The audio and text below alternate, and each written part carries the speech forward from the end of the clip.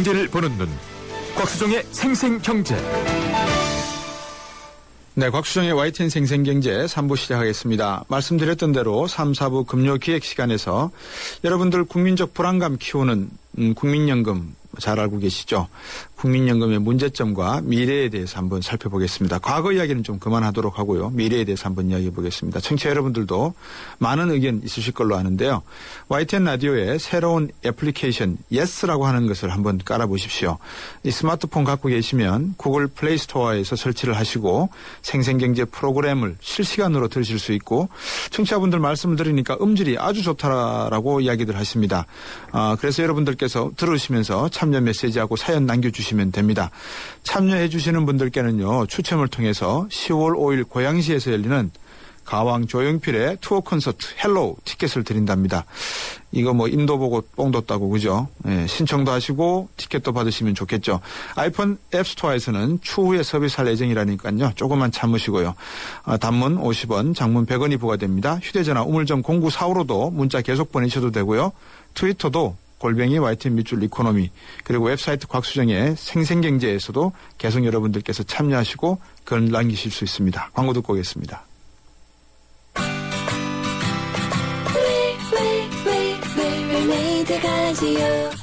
멋진 옷이 필요할 땐 웰메이드 가지요.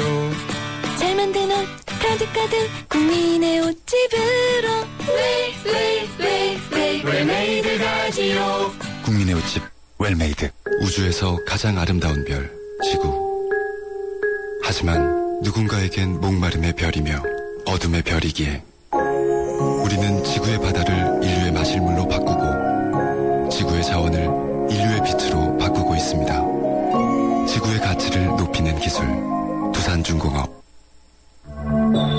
지난 10년여간 국민연금공단의 착오로 더 거둔 보험료가 5천억 원에 달하고 잘못 지급한 연금도 1,100억 원에 달했습니다. 국민연금공단이 관리 소홀로 실종자나 사망자에게도 연금이 지급된다는 비판이 나오자 국민연금공단이 삼성전자 일대 주주가 됐습니다. 삼성전자 보통주를 7.43% 보유해 일대 주주였던 삼성생명을 제쳤습니다. 용산국제업무단지 개발 사업이 좌초되면서 국민의 노후를 위한 국민연금 자금 1,250억 원이 날아갈 상황에 놓였습니다. 용산국제업무지구 시행사인 드림허브 프로젝트 금융투자의 박혜춘 사장이 국민연금공단 이사장 출신입니다. 국민연금의 무리한 투자가 도마 위에 오르고 있습니다. 국민연금이 30년쯤 후부터 적자로 돌아서 오는 2060년이면 완전히 소진될 것이라는 암울한 전망이 나왔습니다. 국민연금이 고갈돼도 국가가 지급을 보장하도록 하겠다던 정부가 말을 바꿨습니다. 관련법 개정안이 국회에서 보류됐습니다.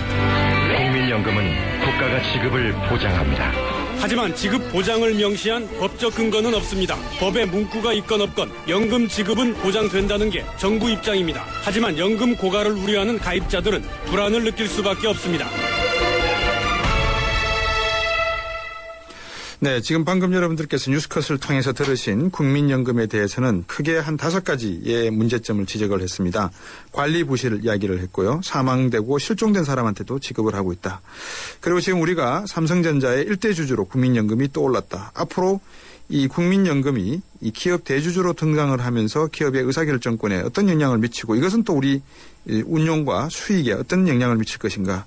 세 번째는요, 운영관리 상황에서 국민연금공단 출신 이사장이 용산국제업무단지에 진출을 하면서 1,250억 원을 날릴 판이다. 이거는 상당히 낙하산 인사와도 관계되는 그런 문제가 되겠죠. 그리고 네 번째, 2050년 되면 완전 소실된다는데 그러면 누가 지불해 줄 것이냐. 5번째 문제가 바로 그 문제입니다. 정부가 보증을 서라. 정부는 법적 근거가 없기 때문에 이리 빼고 저리 빼고 하는 것 같습니다. 어쨌든 오늘 우리나라 국민들이 노후를 대비해서 정부를 믿고 납입을 하고 그래서 혜택을 받겠다고 약속을 한 연금 문제에 대해서 이야기 나눠보겠습니다. 이미 세계 4대 연기금으로 성장을 해왔습니다. 오늘 금요기획 시간에 이런 내용들 짚어볼 테니까요. 청취자 여러분들도 관심을 가지시고 궁금하신 점 오늘 질문 다 던지셔도 됩니다. 왜냐하면 대한민국에서 이분만큼 국민연금에 대해서 알고 계시고 상세히 알고 계시고 운영해 보시고 또 지금도 관심을 가지고 지켜보시는 분이 안 계신다고 저는 자부를 합니다. 조국준 전 국민연금관리공단 기금운용본부장 나오셨습니다. 안녕하십니까? 안녕하십니까? 그리고 또 이분 우리나라 금융계에서 이름만 대면 석자만 대면 여러분들 그분이라고 하시는 분입니다. 전 하나대투의 대표셨고요. 지금은 서양대학교 경제대학원에 계십니다. 김영익 교수님 나오셨습니다. 안녕하십니까? 예, 안녕하십니까? 예. 자, 오늘 제가 나름대로는 이 국민연금 쪽 금융계의 대가 두 분들하고 이 진행을 하게 돼서 나름대로 참 기대가 큽니다. 한번 국민연금 뉴스컷을 들으셨을 건데요. 간단하게 들어가기 전에 우리 조국준 대표님부터 어떻게 생각하십니까? 뉴스컷을 들으시니까 국민들이 걱정하고 계시는 것에 대해서 전에 운용본부장도 해보셨고 어떤 생각이 드십니까? 이 첫 번째는 국민연금 여러 가지 지급 이제 수령받는 분들이 300만이 넘어서면서 예. 아직 시스템이 이제 확실히 정착이 안 돼서 저런 일이 일어나는 거고요. 예. 어떻게 보면 저런 부분들은 우리가 신속히 시정이 가능한 부분들이고 예. 그렇지만은 보다 근본적인 문제는 국민연금을 앞으로 한 100년간에 걸쳐서 우리 국민들이 어떻게 안정적으로 지급받을 건가. 그런 문제에 좀 더 포커싱을 돼야 된다고 생각합니다. 예. 김영익 대표님 어떻게 생각하십니까? 저는 증권사 리서치 센터에 많이 근무했었는데요. 예. 그때 늘 국민연금 그 평가 등급, S 등급 들어가는 게 소원이었었습니다. 그래서 계속 그걸 생활했는데요. 예.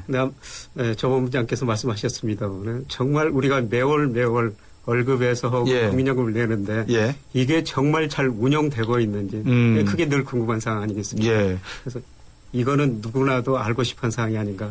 오늘 한번 파보죠, 어떻게 되는 건지. 그러면 우리 조국준 대표님께 한번 여쭤보겠습니다. 가장 쉬운 질문이면서 가장 어려운 질문 같기도 합니다. 네. 국민연금 왜 듭니까? 목표가 뭡니까 또? 국민연금은 앞서서 지금 국가보장 문제로 다툼이 있지만은 국민연금법에 의해서 보건복지부가 운영 주체로 되어 있습니다. 국가가 운영하는 사회보장연금입니다. 이 연금은 우리 노후를 보장하기 위해서 사회적으로 만든 것입니다. 예. 그렇기 때문에 여기에는 가입을 하는 것이 가입하시는 분들한테 무조건 이득이 됩니다. 네. 그리고 후세대는 그 부담을 다소 걸머지게 되는 구조입니다. 예. 그래서 결론적으로 지금 어떠한 어려운 처지에 있더라도 국민연금은 우리 노후에 아주 기초적인 노후 대책인 만큼 가입을 하시기를 저는 원합니다. 그리고 그게 바람직하다고 생각합니다. 예. 김영익 대표님도 하나대투나 이런 대표로 계실 때 국민연금이 꼬박꼬박 급여해서 나갔죠, 그죠? 네, 그렇습니다. 나가는 게 어떻게 운영되고 있는지에 대해서 너무나 잘 알고 계시겠네요, 그죠? 예, 그렇습니다. 어떻게 운영되는 겁니까? 나중에 말씀드리겠습니다만 현재까지는 수익률이 다른 세계 4대 연금에 비해서 수익률이 높거든요. 그래서 현재까지는 운영이 잘 됐는데 앞으로 저성장 시대 때도 계속 잘 운영될 것인가 그런 측면을 계속 살펴봐야 될 것 같고요. 그리고 국민연금에 보면은 우리가 낸 만큼 받는다, 비례대로 받는다. 그런 게 인식인 것 같습니다만 그 정도 받는데요. 그런데 국민연금 여러 가지 기능 중에서 하나가 소득 재분배하고 사회 통합이거든요. 그래서 우선 세대 내 소득 재분배를 하자는 것이죠. 평균적으로 그 이하인 사람들은 조금 더 내고요. 평균보다 상대적으로 더 내는 사람들은 조금 덜 받는 이런 소득 분배 기능이 있고 그다음에 세대 간 소득 분배 기능이 있죠. 그러니까 지금 노령 세대는 조금 혜택을 보고 앞으로 오래 태어난 사람들, 앞으로 갈수록 태어난 사람들은 조금 더 많이 부담해야 되는 이런 세대 간 소득 분배, 이게 국민연금이다. 이렇게 생각하시면 될 것 같습니다. 예. 조국준 대표께서 보시기에 지금 우리 김영익 대표가 말씀하신 이 소득 재분배 기능, 그리고 세대 간 소득 재분배 기능, 이 잘 되고 있고 또 앞으로 잘 될 걸로 그렇게 보십니까? 아니면 어떤 문제점이 있습니까? 첫 번째 지금 말씀하신 국민연금은 지금까지 1988년 도입돼 가지고 지금 2013년인데 지금까지 가입하신 분들은 자기가 낸 돈에 이자까지 친 금액 이상으로 받아가고 있습니다. 현 세대에 무조건 유리한 제도이고요. 그것은 소득이 높든 낮든 다 유리하게 돼 있습니다. 그리고 그 차익을 후세대가 부담하는 구조입니다. 그러니까 후세대가 기본적으로 비용을 많이 부담하는 체계이고요. 예. 또 두 번째로는 그 내부적으로는 일단은 소득 재분배 기능이 있습니다마는 과거 초창기 출범에 했을 때보다는 예. 훨씬 소득 재분배 기능이 약화됐습니다. 예. 1997년에 법 개정을 하면서 예. 소위 자기가 낸 돈과 근로자 평균 임금 간에 예. 단순 합산한 금액을 그 기준으로 해서 돈을 받게 됨으로써 예. 훨씬 소득 재분배 기능이 약화됐다고 봅니다. 그것은 예. 현 세대 간의 계층 간의 소득 재분배 문제입니다. 이 문제는 앞으로도 국민연금 제도가 기본적으로 사회보장 체제라는 관점에서 볼 때는 예. 소득 재분배 기능도 적극적으로 재검토해야 될 것으로 생각됩니다. 예. 그리고 더 예. 하나 추가해서 예. 국민연금 운용 수익률 문제입니다. 지금까지 외견상으로 보면은 대체로 예. 최근 3년간도 6.9%, 예. 7% 정도에 가까운 예. 양호한 수익률을 기록하고 있습니다. 예. 어떻게 거대 기금이 굴러가면서 예. 이렇게 양호한 소득을 수익률을 기록하는지 이 예. 문제는 우리가 한꺼풀 더 뒤집어 봤을 때 예. 불편한 진실이 있다고 생각합니다. 첫 아. 번째는 예. 우리의 주식시장 비중 투자자가 늘어나면서 예. 주식 시장에 따라서 국민연금 수익률이 춤을 추고 있습니다. 이것은 장기적으로도 그렇게 좋은 요인은 아니라고 봅니다. 앞으로 예. 더 얘기가 나눌 수 있겠지만 두 예. 번째로 또 중요한 포인트가 예. 채권 금리가 하향함에 따라서 예. 똑같은 채권 자산을 그대로 가지고 있음에도 불구하고 예. 채권의 수익률이 높아지게 됩니다. 예. 이것은 보통 글로벌 스탠다드라고는 하지만은 네. 우리나라 생명보험사 같은데 수익률을 계산할 때는 네. 만기까지 보유하는 채권에 대해서는 네. 평가 이익을 수익으로 계상하지 않습니다. 그렇기 예. 때문에 국민연금의 수익률을 평가할 때도 예. 좀 더 여러 다양한 각도에서 봐줄 필요가 있다고 생각합니다. 네, 국민연금 수익률에 대해서 조금 더 제가 뭐 밝혀진 것만 지금 조 국장님은 운영 직접 해봤으니까 아주 실제적인 내부를 말씀드렸는데요. 그런데 2002년에서 2011년까지 보니까 국민연금 연평균 수익률이 약 6.6%입니다. 그런데 뭐 다른 연금 보면은 뭐 6%를 좀 못 미치고요. 일본은 1.9%입니다. 그리고 우리나라 표준 편차는 상당히 이염도는 낮으면서 이만큼 수익률을 냈거든요. 근데 왜 그랬느냐? 그렇게 보면은 그동안 우리나라 국민연금이 채권 투자를 많이 했어요. 주식 투자는 안 하다 보니까 조금 하다 보니까 그렇게 표준 편차는 낮으면서 높은 수익률을 냈었는데 문제는 앞으로라는 것이죠. 지금 주식 비중이 한 27% 정도까지 늘어났거든요. 그럼 앞으로 주식 비중을 더 늘리고 해외 투자도 더 늘릴 텐데 주식이라는 게 늘 변동성이 좀 심한 거거든요. 그래서 과연 이 주식에서 얼마나 리스크 관리를 잘하고 수익률을 낼 수 있을 것인가 이런 측면이 문제가 될 것 같고요. 그다음에 국민연금이 목표 수익률을 실질 경제 성장률 플러스 소비자 물가 거기다가 알파를 하는 거죠. 그런데 과거에는 뭐 경제 성장률도 높았고 소비자 물가도 조금 높았거든요. 근데 최근에 성장률도 떨어지고 소비자 물가도 떨어지고 있습니다. 근데 이렇게 보면은 사실 국민연금이 앞으로는 사실 4% 수익률도 내기 힘들다. 과거 평균 보니까 뭐 회사채 수익률보다는 1.1%포인트 수익률 좀 더 냈던데요. 지금 올해 회사채 수익률 3% 초반이거든요. 과거처럼 운영하더라도 이제 잘해야 4% 초반밖에 수익률을 낼 수가 없다는 것이죠. 이런 측면에서 보면은 뭐 국민연금이 장기 계획을 세웠는데요. 장기 계획 세울 때 수입이 얼마나 들어오고 수익률이 얼마나 될 것인가 그걸 하면서 2060년에 뭐 고갈된다 그런 이야기를 하는데 이런 것 보면은 그것보다도 더 빨리 고갈될 수가 있는 것이죠. 두 분 말씀을 중심으로 가야 될 것 같아요. 첫 번째 말씀하신 우리 조국준 대표께서 불편한 진실이 있다. 수익률을 알고 보면 그동안에 주식시장 주식 비중이 낮았고 채권 비중이 높았는데 채권 수익이라고 하는 것이 상당히 좋았다. 근데 선진국 같은 데서는 이 채권 수익률 같은 것은 만기까지 보유할 경우에는 평가이익으로 계산하지 않는데 우리나라는 집어넣어 가지고 평가이익으로 만들었다. 아니요. 이런 내용입니다. 세계도 평가는 기금 평가를 할 때는 집어넣고요. 집어넣습니까? 보통 우리나라 이제 그 생명보험사 같은 데서 수익률 계산할 때는 하지 않는다. 그래서 이제 이 부분에 대한 어떤 수익률 계산 문제를 지적을 하셨고 우리 김영익 대표께서는 수익률을 계산할 때는 경제 성장률과 소비자 물가 상승률 그리고 알파를 더해 놓는데 앞으로 경제 성장이 떨어질 것이기 때문에 우리의 성장 수익률이 기대치가 상당히 낮을 수밖에 없다라는 말씀을 하셨거든요.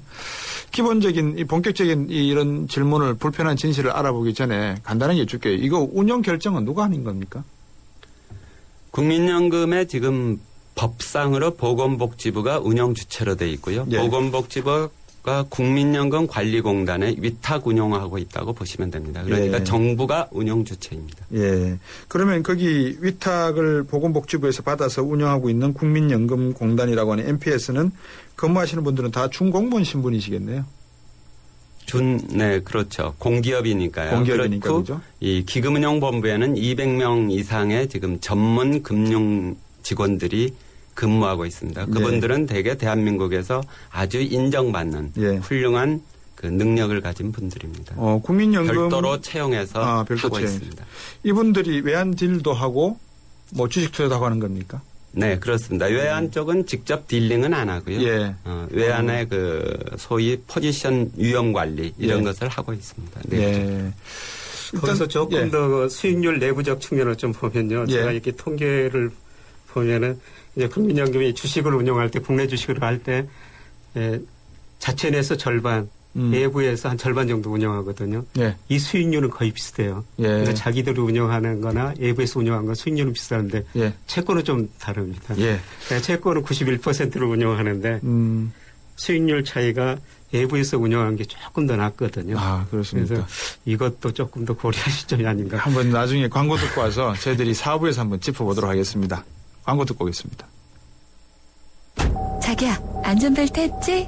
아들, 급하다고 너무 밟지 말고. 너 회식 끝나면 꼭 대리 불러라. 운전 조심히 다녀오세요. 늘 당신의 안전을 걱정해주는 사람들. 그 마음 하이카에 담아. 마음이 합니다. 현대해상. 운전 똑바로 해! 욱 하기 전에 1, 2, 3, 4, 5, 6, 7 7초만 생각해보세요. 안전한 운전을 위해 꼭 필요한 시간. 삼성카드가 당신의 참 실용적인 생활과 함께합니다. 제가요 틀니 때문에 불편했걸랑요. 음식을 씻거나 노래 할 적에 덜그덕 걸리니까 자신감도 없어지고. 근데 폴리덴트 접착 크림 아유 좋더라고. 틀니를 딱 붙이니까 하루 종일 걱정이 없어요. 폴리덴트 덕분에 자신 있다고. 폴리덴트 글락소스미스클라인 본제품은 의료기기입니다. 네, 4부에서도 금융기획 계속됩니다. 국민연금에 대해서 다뤄보고 있습니다. 4부에서 뵙겠습니다.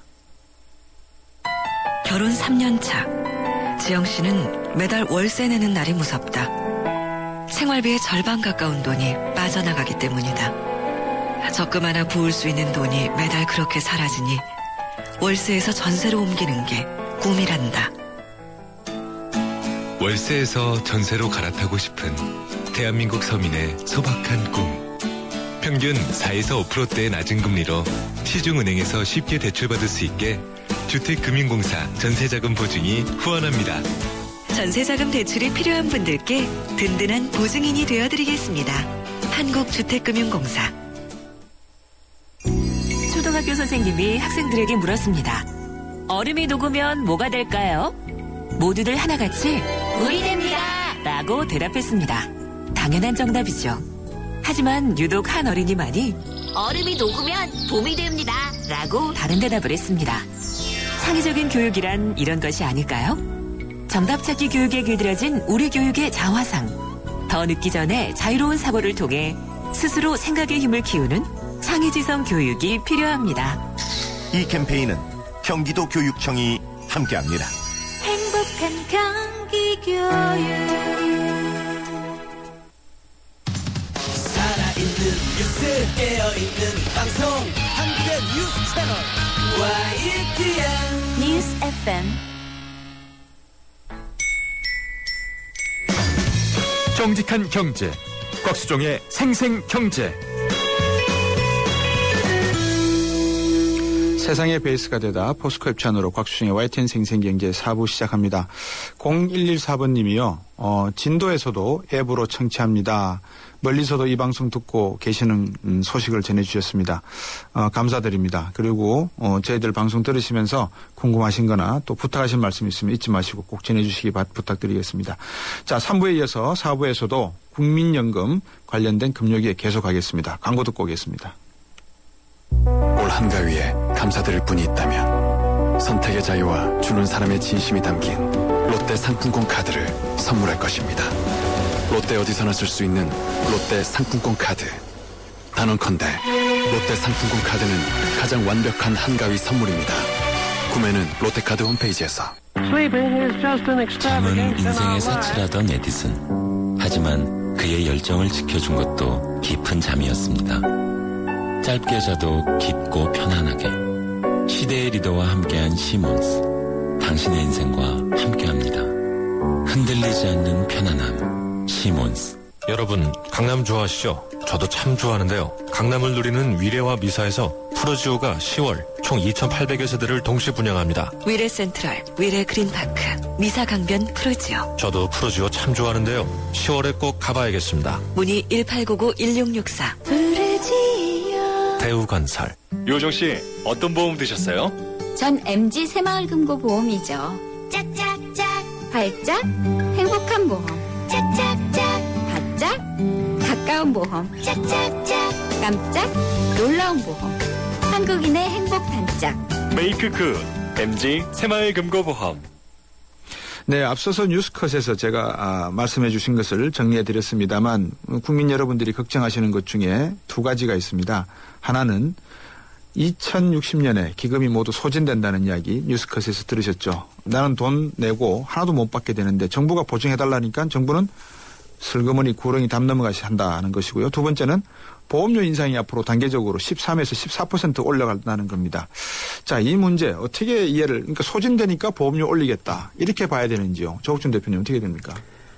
이 문제는 굉장히 중요한 문제이면서도요. 저는 하나 이 방송을 청취하시는 분들에게 부탁 말씀을 드리고 싶은 게요. 네. 국민연금 문제는 그 기금 고갈 또는 용돈연금 이란 굉장히 자극적인 용어로 인해 가지고 진실이 외면되는 수가 많습니다. 그래서 지금 제가 말씀드린 것은 기금 고갈이라는 것은 그렇게 우려하지 않으셔도 됩니다. 다만 우리가 어떤 선진국에서도 이제까지 기금을 적립해놓고 연금을 지급한 나라는 그렇게 많지 않습니다. 지금 이미 기금이 바닥난 나라들도 다 지급하고 있고요.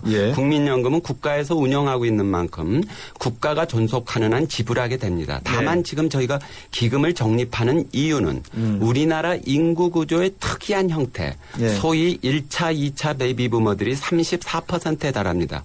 그분들이 너무 많기 때문에 우리가 연금을 타는데 조금이라도 우리 세대 때 비용을 부담해가지고 기금을 적립해 놓으면은 우리 후세들이 편하지 않을까 이런 각도에서 기금을 적립하는 겁니다. 그러니까 기금 고갈이라는 그런 그 용어에 우리가 함몰될 필요는 없고요. 다만 후세대 부담과 현세대 부담을 어떻게 조절해 나갈 거냐 이런 데서 상호간에 한 발짝 양보하면서 지혜를 구하면은 이 국민연금 제도가 훌륭한 노후 수단으로서 정착될 수 있을 것입니다. 그러니까 이 부분은 좀 더 우리가 많은 분들이 이 그 제도에 대해서 좀 더 관심을 가지고 살펴보면 되실 겁니다. 두 번째로는 우리의 이 기금 고갈을 막기 위해서 보험료를 올리는 주장들이 많이 나옵니다. 그렇지만은 우리는 대한민국의 경제 사이즈를 생각해야 되고 우리 국민이 노인들이 되는 그 비중을 생각해 볼 때 우리가 충분히 우리 노인들이 지금도 2060년까지 기금을 가지고 있습니다. 근데 거기다가 2100년까지 가지고 있으려면은 기금 규모가 천문학적으로 늘어납니다. 그것은 우리 국가 경제 시스템에 저장이 불가능합니다.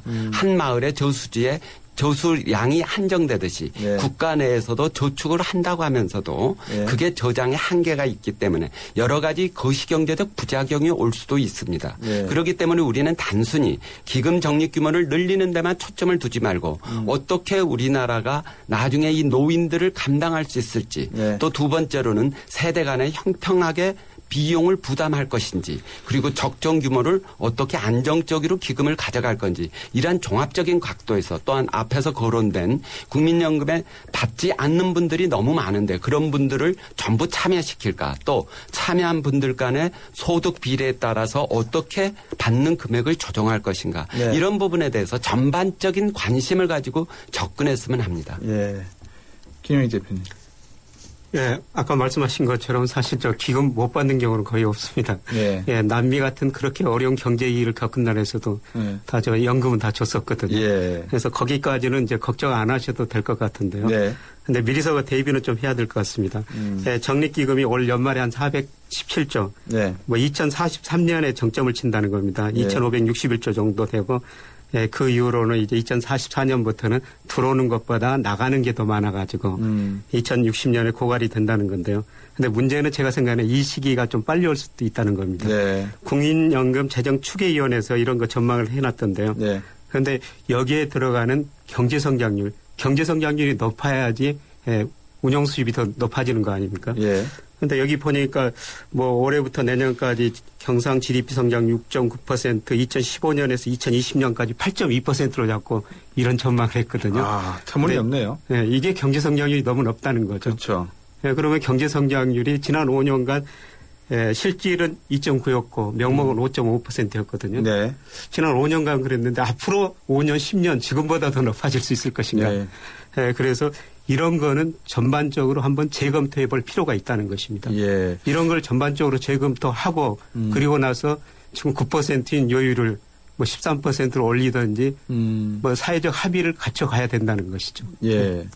지금 여러분 국민연금 운용 실태와 미래에 대해서 조국준 전 국민연금관리공단 기금운용본부장과 서강대학교 경제대학원의 김영익 교수와 함께 말씀 나누고 계십니다.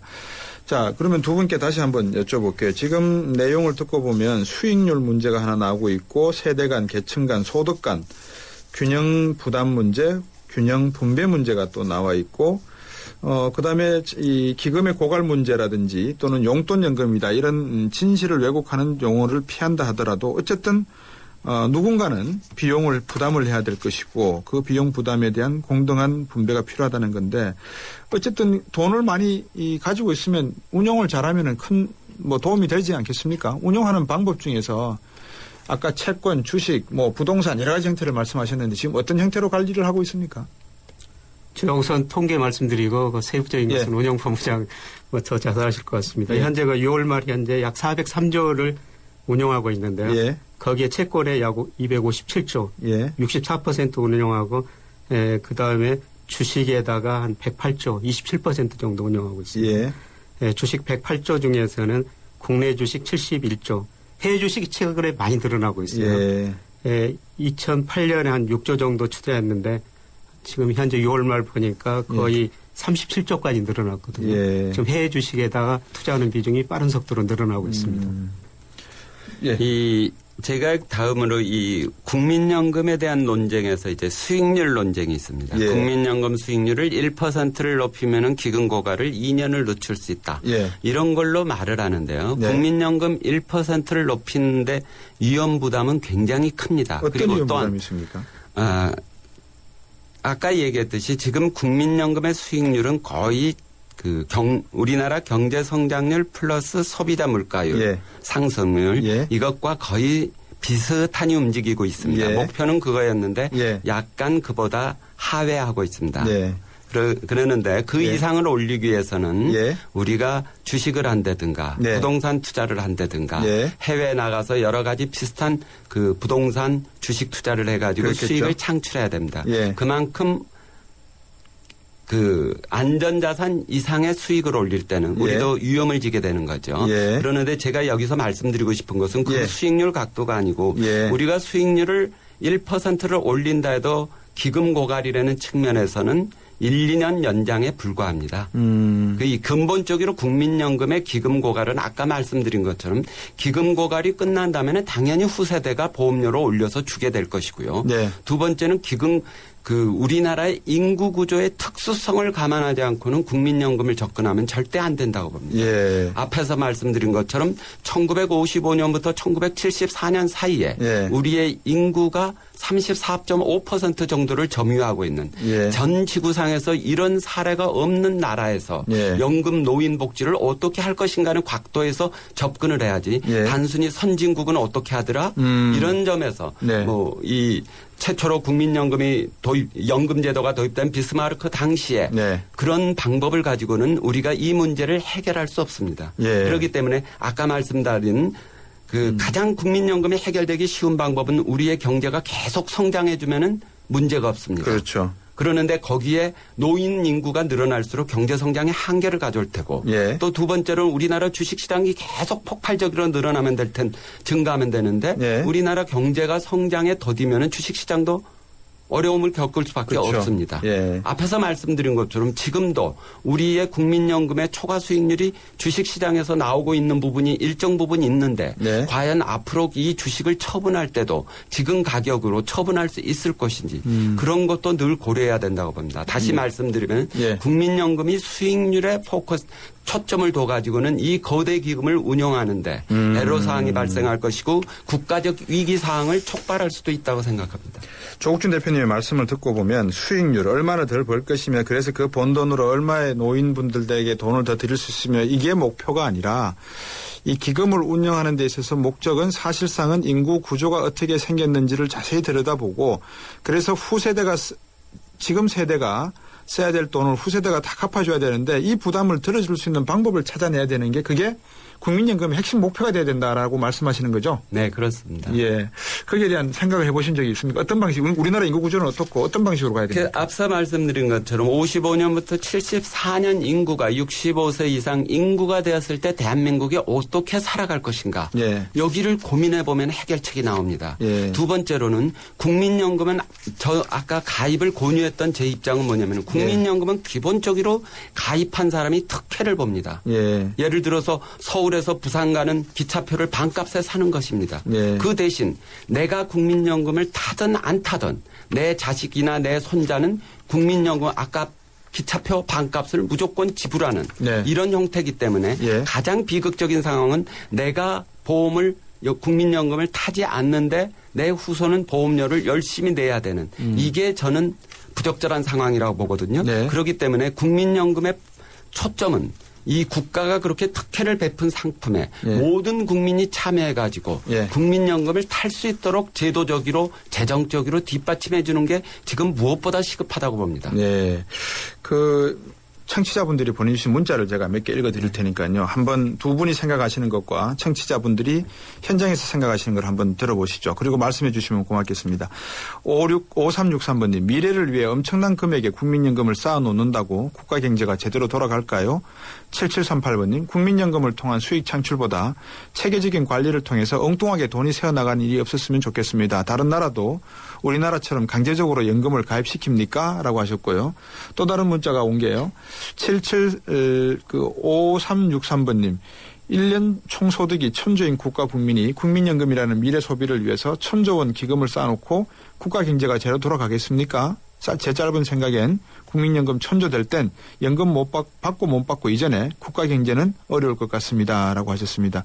청취자분들은 조금 더 현실적인 이야기를 가지고 말씀하시는 것 같아요. 지금 두 번째 문제 5363번하고 네. 이 뒷부분이 국가 경제, 거시경제에 영향을 우려하고 계시거든요. 네. 실제 영향이 있게 됩니다. 그래서 네. 이 부분에 대해서도 경제학자들이 많은 고민을 해야 됩니다. 예. 우리나라 지금 속도로 현재의 보험료만 가지고도 국민연금이 2034년 정도 되면은 예. GDP의 50%에 달하게 됩니다. 지금 규모로 보면은 대략 650조가량의 600조에 달할 텐데 네. 그럴 때 국가 경제에 이 자금을 어디에 쓰냐에 따라서 예. 국민 경제에 영향을 주게 되고 이 자금이 해외 투자되면은 해외 무역 수지나 이런 경상 수지에도 영향을 주게 됩니다. 그렇기 예. 때문에 이 부분은 고민을 해야 된다는데 질문에 동감하고요. 예.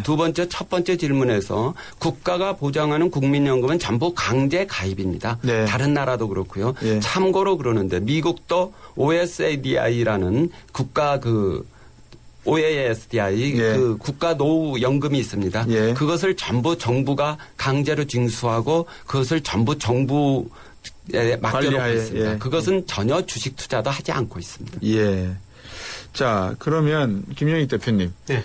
요즘 국민연금의 사각지대 방금 지적을 하셨거든요. 이 사각지대 부분을 조금 이야기를 좀 하고 싶은데 운영본부에 외국인들을 고용을 하려고 한다. 뭐 이런 이야기가 들리는 것 같아요. 언론에. 이게 무슨 얘기입니까? 영어 잘하는 사람을 고용하려고 한다. 뭐 이런 거는 어떤 이야기입니까? 글쎄요. 그동안 해외 투자 수익률이 별로 안 좋았거든요. 예. 그래서 예를 들어가지고 2008년에서 2012년 글로벌 금융위기가 있었지만은 네. 작년에 주가 많이 올랐었거든요. 네. 근데 2008년에서 2012년간 연평균의 해외 주식 투자 수익률 보니까 0.2%밖에 안 됩니다. 예. 그래서 너무 수익률이 낮기 때문에 뭐 그런 이야기가 나온 것 같습니다. 그런데 예. 이걸 우리가 운영한 게 아니라 예. 다른 해외 투자자들 전문가들한테 맡겨서 운영한 거거든요. 예. 그래서 뭐 그런 이야기가 나오고 예. 연금 시어요 볼 때 영어 면접한다. 예. 이런 얘기가 그러니까요. 나오는 것 같습니다. 예. 자, 그 부분과 관련해서요. 이 지금 주식 비중을 높인다 그러지 않습니까? 늘린다 그러지 않습니까? 그러면 이제 경제 민주화의 수단으로도 이용할 수 있다. 뭐 언론에서는 이런 이야기를 하는데 가능합니까? 지금 국민연금이 이제 우리나라 주식 시가총액에서 차지하는 비중이 한 7% 정도 되거든요. 그런데 이게 2017년 가면은 시가총액이 10%를 차지해요. 그런데 국민연금이 대충 우량주를 사기 때문에 우량주의 대주주는 국민연금이다. 그래서 영향력을 미칠 수가 있거든요. 문제는 어느 정도 영향을 미쳐야 될 것인가 이게 문제인데요. 저는 그 소득 재분배 측면에서는 어느 정도 영향력을 미쳐야 된다고 생각합니다. 우리가 97년 IMF 경제 얘기를 한번 겪었고요. 그 다음에 2008년 글로벌 금융 얘기를 겪으면서 우리나라 이제 국민 총 소득 중에서 그거를 가계가 가져가고 기업이 가져가고 정부가 가져가는데요. 89년 이전에는 총 소득 중에서 72%를 가계가 가져갔습니다. 기업 몫은 15%였고. 그런데 두 번의 경제 위기를 겪으면서 가계 몫은 63%로 줄어들었네요. 기업 몫은 약 23%로 늘었거든요. 지금 가계는 상대적으로 가난해지고 기업만 부자였다. 그럼 국민연금이 어떤 식으로 이걸 조달할 수 있을 것인가. 물론 그 기업 측에서 임금 좀 올려주면 되겠습니다만은 저는 배당을 통해 가지고 좀 소득 분배는 가능하다 이렇게 보고 있거든요. 우리나라 작년과 주식시장에서 배당 수익률 보니까 1.3%밖에 안 됩니다. 이게 일본 같은 나라도 1.6%고요. 뭐 다른 나라들 거의 3%가 넘거든요. 아마 이 배당 수익률만 높아져도 소득 분배가 어느 정도 가능하고 또 배당 수익률을 여기서 1%만 올려도 주가가 상당히 오를 거거든요. 그렇겠네요. 그래서 그런 측면에서 국민연금의 역할이 가능하지 않을까 생각해 봅니다. 조국준 대표님. 첫 번째 그 경제민주화 수단이라는 건 결국은 의결권 행사 문제일 텐데요. 이 부분은 굉장히 조심스럽습니다만은 제 개인적인 생각은 국민연금의 주식 투자는 경제민주화가 목적이 아니라 주식에 투자해서 수익을 창출해서 기금을 증식하는 게 목적이 아닌가 생각됩니다. 그래서 우리가 무슨 일을 할 때 1차적 목적이 무엇인가 거기에 주력하는 게 낫지 않을까 하는 생각입니다. 두 번째로 지금 질문 들어오신 공무원 연금은 당연히 부족분은 지금 세금으로 충당됩니다. 그렇지만은 또 하나 우리가 국민연금 타는 것과 공무원 연금 차이를 또 인정해 줘야 됩니다. 공무원 연금은 훨씬 우리보다도 보험료 부담, 연금 그 납입료가 높았습니다. 두 번째는 그리고 과거에 물가 상승률이 높을 때도 많이 부담을 했기 때문에 높을 수밖에 없습니다. 물론 이유로 지금 많은 개정 작업이 일어나는 걸로 알고 있습니다. 자, 벌써 이 두 분과 말씀 나누다 보니까 시간이 다 지나가고 있는 것 같습니다. 5382번님이요. 오늘 들으시면서 국민연금을 바라볼 방향이 뭔지 생각하게 되었습니다. 왜 그동안 이런 식의 논의가 적었고 고갈에만 목을 메었는지 아쉽습니다 하셨습니다. 맞습니다. 이제 우리가 좀 바로 알아가야 되는데 두 분께 정리 삼아서 두 분이 내리실 결론을 한번 여쭤보고 싶습니다. 쉬운 질문입니다. 국민연금 존재할 이유가 있습니까? 이유가 있다면 무엇입니까? 간단하게 한번 설명해 주시고요. 저는 국민연금 제도는 반드시 필요하다고 봅니다. 우리가 지금 도입한 제도를 많이 개선해 가지고 결국은 우리 국민 전체가 혜택을 받고 후세대가 일부 비용을 부담해 가지고 보다 나은 복지 사회로 나가야 된다는 점에서 적극적으로 유지돼야 된다고 봅니다. 다만 현재의 제도는 여러 가지 문제점을 가지고 있기 때문에 우리가 용돈연금이나 그 고갈 이런데 함몰되지 말고 소위 못 받는 사람이 얼마나 많은가 이게 지속 가능할 것인가 그 후세대 부담이 과중하지 않을 것인가 이런 점에서 전반적인 노력을 그 연구 노력을 해야 된다고 봅니다. 저는 일종의 필요악이 아닌가 그렇게 생각합니다. 지금 돈을 가지고 있어 국민연금에 낼 것인가 아니면 그거를 소비를 즐길 것인가 두 가지 중에 하나인데요. 그런데 우리나라 노령화, 우리나라 경제 여건 생각하면은 국민연금이 지금 강제성으로 지금 받고 있습니다. 그 강제 저축을 하게 만들어 가지고 나중에 그 노령화에 대비해야 된다. 그런 의미에서는 저는 국민연금 내야 된다 이렇게 좀 보고 있습니다.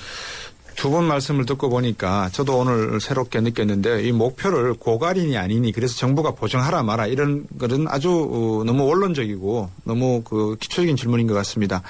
문제는 우리가 후세대들에게 얼마나 빚을 더 많이 우리들을 먹여 살리기 위해서 또 부양하기 위해서 지울 것인가를 고민해야 된다는 그런 말씀인 것 같습니다. 그렇게 놓고 보면 내 열 손가락 깨물어서 안 아픈 데가 없는데 얘들에게 내 노후를 모두 맡긴다는 것. 지금 일자리도 없는데 이 문제를 어떻게 고민해야 될지를 아마 심각하게 고민해야 될 싫은 시간인 것 같습니다. 오늘 말씀 두 분께 들어봤습니다. 잠시 광고 듣고 와서 클로징하도록 하겠습니다. 완전히 새롭게 뉴 커런도시 탄생. 일이 바쁜 순간에도 파도를 타는 것처럼 신나는 기분. 더 즐거워진 커런도시에 오르면 당신의 오후도 더 즐거워진다. 새로운 코란도시에겐 도시도 아웃도어다. Urban Adventure New Corando Sea. 소녀시대 유나예요. 신혼침대 고를 때 앉아보고 누워봐도 진짜 모르겠죠. 꽉 이게 물어봐. 붙잠을 자야 신혼이 길어지지. 침대는 가구가 아냐. 침대 과학 에이스 침대. 해버 굿잠. 평생 친구해 드르르르르 평생 든든 평생 챙겨줘 드르르르르 평생 든든 가족처럼 챙겨주는 참 고마운 사람. 참 고마운 사람. 교보생명 FP가 찾아갑니다. 교보생명 평생 든든 서비스. 휴대폰 싼 거로 주세요. 아무렇게나 사면 안 되지. 최신 건 잘 사셔야죠. 모두 다 따져봐야죠. 어디서요? 비교를 믿고 사는 하이마트. 잘 사고 볼 일입니다. 알차게 잘 샀지? 역시 하이마트네. 최신 휴대폰 살 땐 하이마트로 가요. 자동차 1년에 얼마나 타세요? 한 7,000km? 사고 난 적은요? 3년간 없죠. 그럼 보험료 할인 더 받으셔야죠. 마일리지로 할인받고 3년 무사고로 또 한 번 할인. 악사 다이렉트 자동차 보험 1566 악사 다이렉트. 가입 시 유의사항을 꼭 확인하세요. 네, 9874번님 인도에서 들으시는군요. 생생경제 들으면서 많은 정보 받으셨다고요. 감사합니다. 계속 들어주시고요. 0718번님 경제는 별로 관심 없었는데 생생경제 듣고 경제에 대한 배움과 관심을 갖게 되셨다고 했습니다. 운전해서 지방 자주 들으면서 앱으로 편하게 들으시기 바라겠습니다. 2113번님 신기해서 끄고 켜고 하면서 들으신다고요. 그리고 9659번님 8478번님 앱을 설치하니까 제 얼굴 보신다고요. 그렇습니다. 똑같습니다. 실물하고. 여러분들께서 모두 이렇게 앱을 설치하셔서 좋은 음질로 많은 방송 들으시고 또 의견 주시면 고맙겠습니다. 오늘 국민연금 관련해서 조국준 전 국민연금관리공단 기금운용본부장 그리고 서강대학교 경제대학원의 김영익 교수 두 분과 함께했습니다. 오늘 조용필 헬로 콘서트 티켓은 0718번님께 드리도록 하겠습니다. 저는 내일 또 다음 주에 뵙겠습니다. 안녕히 계십시오. 고맙습니다. 감사합니다. 즐거운 주말 되십시오.